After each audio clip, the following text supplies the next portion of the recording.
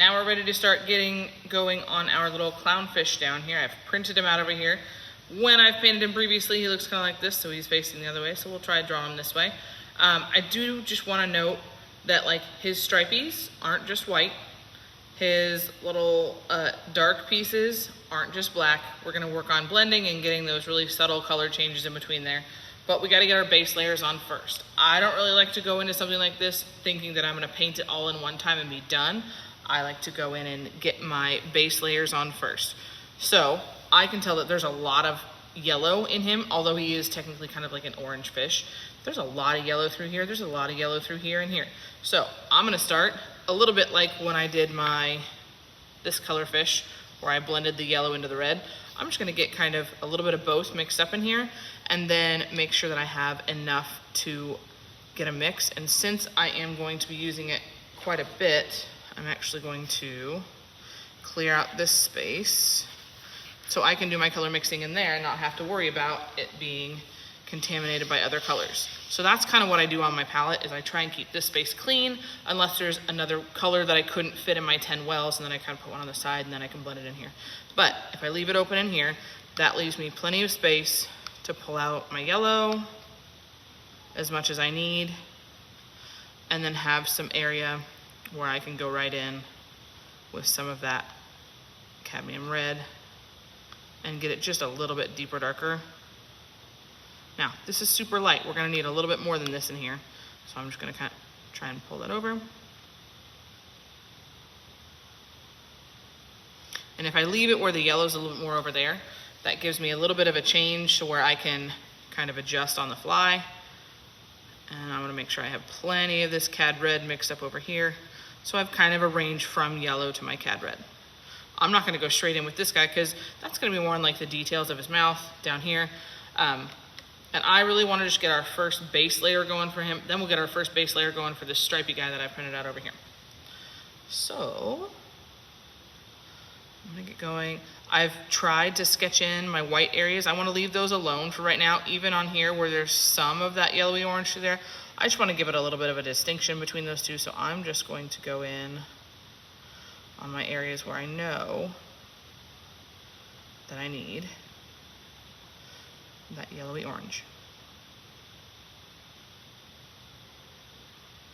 Now if I cross a line a little bit, that's fine. It's not gonna, this is not life or death. There's a little bit of play. And I can tell that there's nothing over here that's gonna be lighter than this yellow that I'm putting on. So I'm just gonna go ahead and go over all of my details. Even in the areas of like the reflection through there, he's got a nice light value through there. And as I'm getting this on my paper, I can tell this needs a little bit more pigment. So I'm gonna go through, add a little bit more of that bright yellow. We're gonna get to the orangey later. It's not just gonna be a yellow fish because that would be boring because we already have one of those underneath this picture over here. But I wanna make sure that we're adding it in on our base layer. And then as those are started to get dry, I will go back in and add a little bit of wet into wet color so that we can have a little bit of that blend going on. Sometimes if you have too much sketch going on, it's a little difficult to figure out what pieces of the fish are. I'm just gonna fill that space in there and hope that I didn't activate this purple underneath here, because if I get too much wet color there, it might blur those lines in between and it might suck up some of that purple or some of that red from over here. So I'm gonna hope that doesn't happen. If it does, I just need to keep watching it and see, oop, it might be pulling just a little bit over there. Hold on, let me get this off my brush.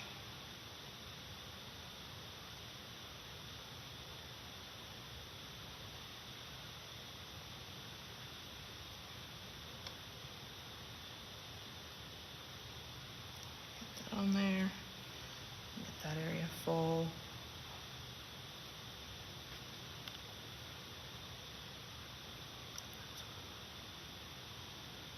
Some of my area is blocked by this coral, but I kind of like that layering effect. I like how it kind of pushes him back behind a little bit.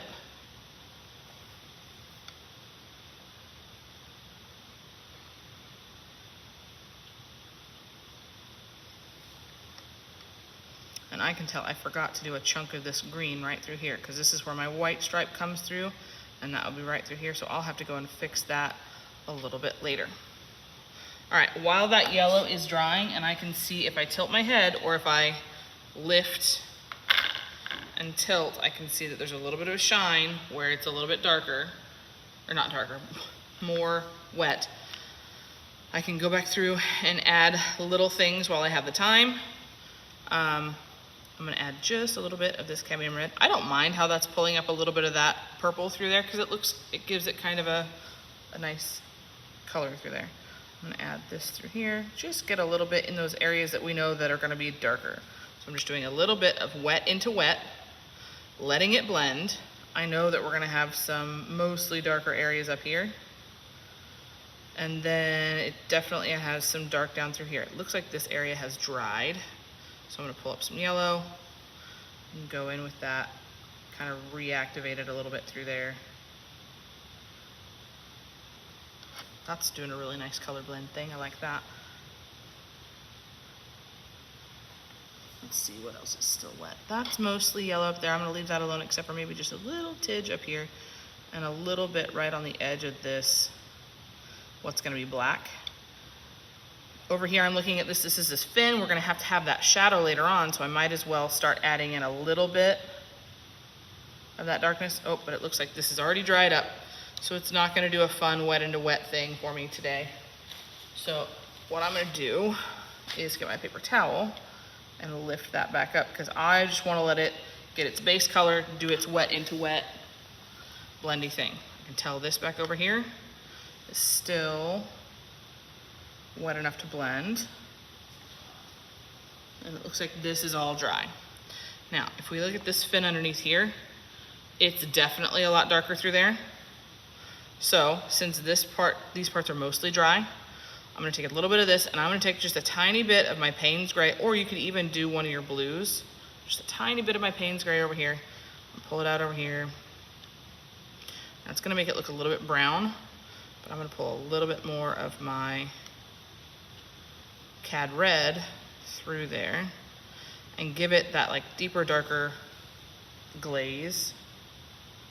So it kind of looks a little bit red through there, and I like that look because it gives it like a shadowy bit. So that's gonna go through it. And actually, I think I want that a little bit up here and a little bit down here as well. This is dry already, but hopefully we can add just a little bit to it and then leave it alone so we don't mess it up too much.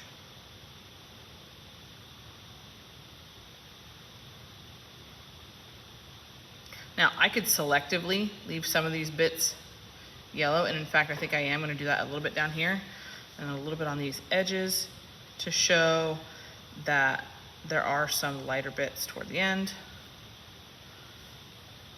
And let's see. I think I'm gonna use a tiny bit of that up here as well.